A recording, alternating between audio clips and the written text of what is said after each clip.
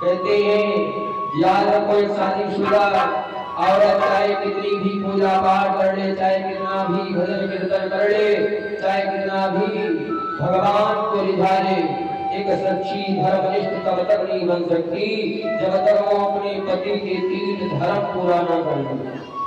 कहते हैं जब तक 3 धर्म पूरा न कर ले, पहला अपने पति का सम्मान करना, कभी किसी के सामने अपने पति को नीचा नहीं दिखाना।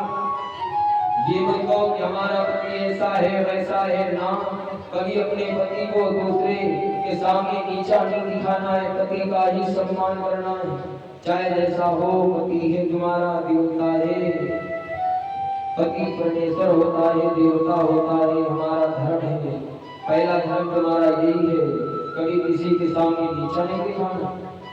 क्योंकि एक पति का मान ही पत्नी का सबसे बड़ा कहना होता है। दूसरा, अपने पति की कमाई के अनुसार ही खर्च करो। ये नहीं कि पति 10,000 कमा रहा है तुम 1 लाख रुपए खर्चा करो, तो पति बेचारे कमाते कमाओ मर जाएंगे।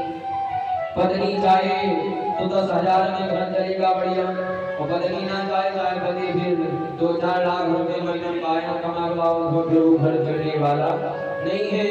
हमने कहा था माताएं चाहे तो घर को स्वर्ग बना दे, माताएं चाहे तो घर को नरक बना दीजिए, माताओं के हाथ में।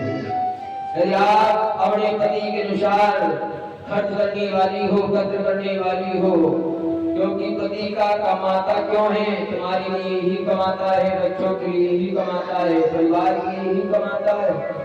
जीवन में याद रखना, कहते हैं भगवान का प्रसाद करके धन्यवाद करना सीखो। कि तीसरा, अपने पति से मीठे वचनों का पालन करो, कभी क्रोध में बातें न करो, सदैव झगड़ा मत करो, कटु वचन मत बोलो, क्योंकि घर में मीठी बोली से ही शांति आती है, सुख आते हैं। और कहते झगड़ा हो जाता है, कटु वचन हो दिए जाते हैं, फिर बाद में जो पहले प्रेम रहता वो नहीं रह जाता है।